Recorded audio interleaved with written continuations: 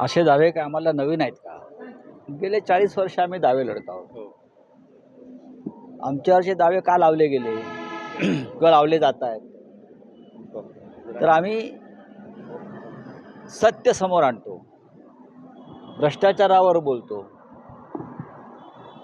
मंत्र्यांच्या भ्रष्टाचारावरती प्रश्न विचारतो, आंदोलनं करतो. मालेगावमधले सध्याचे आमदार आणि मंत्री दादा भुसे यांच्याकडे फक्त आम्ही हिशोब मागितला.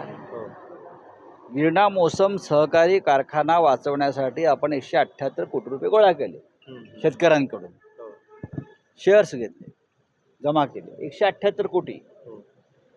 त्याला किती वर्ष होऊन गेली त्यांनी सांगावं. त्या पैशाचा हिशोब तुम्ही द्यायला हवा. ते पैसे कुठे गेले, त्या पैशाचं काय झालं, ते पैसे कुठल्या मनी लॉन्ड्रिंग मार्गानं परदेशात गेले का, तर अन्य कुठे गुंतवले, हे विचारण्याचा शेतकऱ्यांना अधिकार नाही का? तो शेतकऱ्यांच्या वतीनं एखाद्या राजकीय पक्षाला, लोकप्रतिनिधीला विचारण्याचा अधिकार नाही का? आम्ही तेवढंच विचारलं आहे. ते विचारल्याबद्दल तुमची आबरू कशी काय गेली?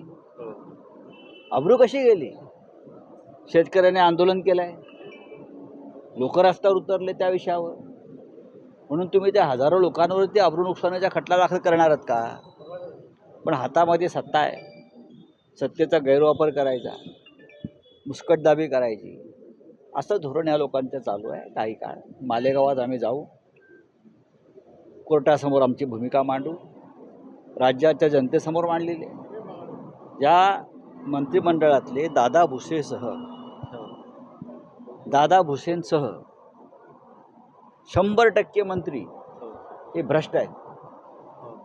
हे भ्रष्ट आहेत आणि त्यांच्या भ्रष्टाचाराची प्रकरणं जेव्हा बाहेर येतील तेव्हा महाराष्ट्र हादरून जाईल. आपण थोडे दिवस थांबा. सर, आपण आरोप मागितले. हे मुळात हे सरकार भ्रष्टाचाराच्या पायावरच उभं आहे. या सरकारचा पाया आणि कळस हा भ्रष्टाचारावरच उभा आहे. भ्रष्ट मार्गानं सरकार आलं आहे, घटनाबाह्य मार्गानं सरकार आलं आहे, बेकायदेशीर मार्गानं सरकार आलं आहे, खोकीच्या खोकी मोजून सरकार आलं आहे. हे काय सांगायला पाहिजे? याचे पुरावे समोर आलेले आहेत. आता कागदोपत्री पुरावे देऊ, पहा तुम्ही. आपण 2 सुनावण्यांना गैरहजर राहिला, आज जात आहे. महाराष्ट्रामध्ये यापेक्षाही अधिक गंभीर प्रश्न निर्माण झालेले आहेत. शेतकऱ्यांचा प्रश्न असेल, इतर काही प्रश्न आहेत, घटनात्मक प्रश्न आहेत. न्यायालयाची परवानगी मी तेव्हा घेतली होती खरं म्हणजे, पण ठीक आहे, न्यायालयाचा आदर नेहमी करावाच लागतो. जरी काही न्याय आपल्याला मान्य नसले तरी आपल्याकडे परंपरा आहे न्यायालयाचा आदर करण्याची, त्यानुसार आम्ही करतो. हे जे स्क्रिप्ट आहे, एकनाथ शिंदे किंवा त्यांचे लोक जे बोलत आहेत, अजितदादा किंवा त्यांचे लोक बोलत आहेत, हे स्क्रिप्टेड आहे, ज्याला म्हणतो ना, हे लिहून दिलेलं आहे. आणि ही भाजपची भूमिका आहे.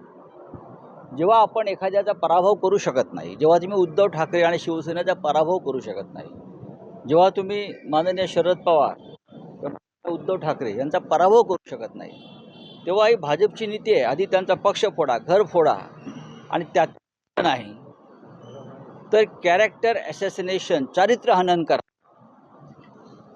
अशा प्रकारचं धोरण हे पूर्वी अल कायदा ही टेररिस्ट संघटना पण करत होती. कॅरेक्टर ॲसॅसिनेशन, हल्ले अशा प्रकारचे खोटे आरोप एखाद्या देशावर करायचे.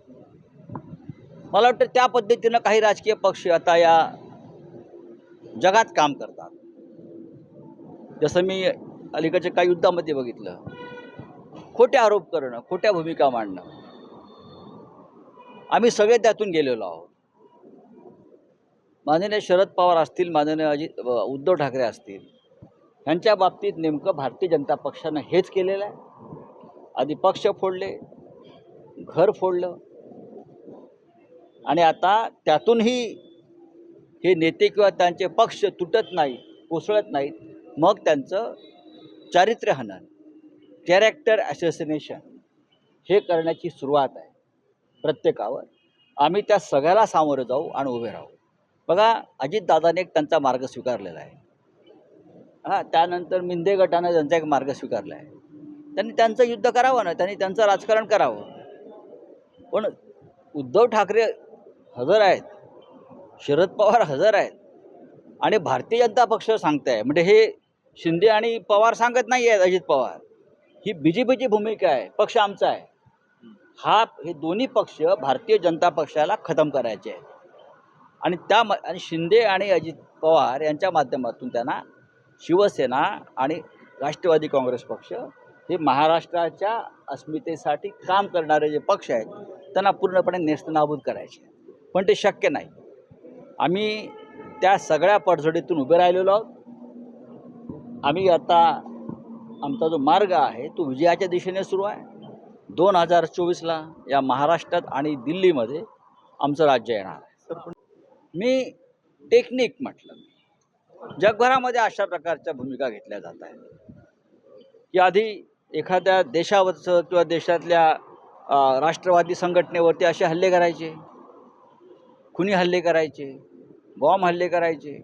त्यातूनही जमलं नाही तर मग त्या देशाचं कॅरेक्टर असॅसिनेशन करायचं, खोटे आरोप करायचे एखाद्या नेत्यावर, एखाद्या सरकारवर. हे आम्ही पाहिलं आहे. काश्मीरच्या बाबतीत पाहिलेलं आहे, आम्ही मणिपूरच्या बाबतीत पाहिलेलं आहे, इस्रायलच्या बाबतीत, युक्रेनच्या बाबतीमध्ये, अफगाणिस्तानच्या बाबतीमध्ये. हे टेक्निक आहे. हे काही एका पक्षाला मी असं म्हणत नाही.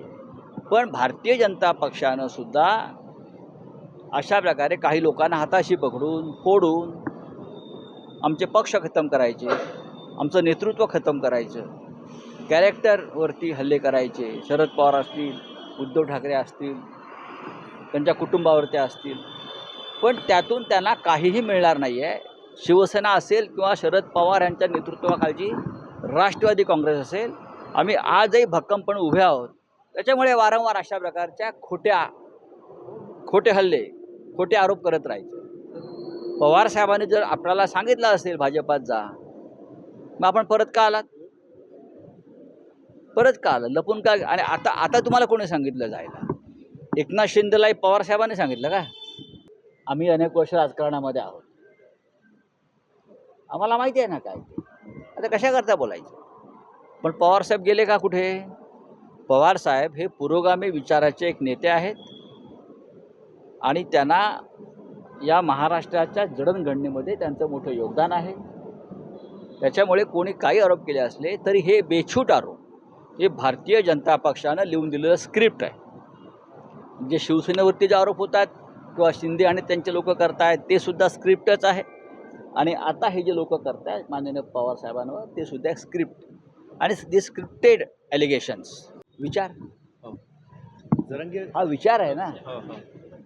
एक सर एक मिनिट सर, मनोज जरांगे पाटील म्हणतायत की सरकारकडनं त्यांना अटक होण्याची शक्यता आहे.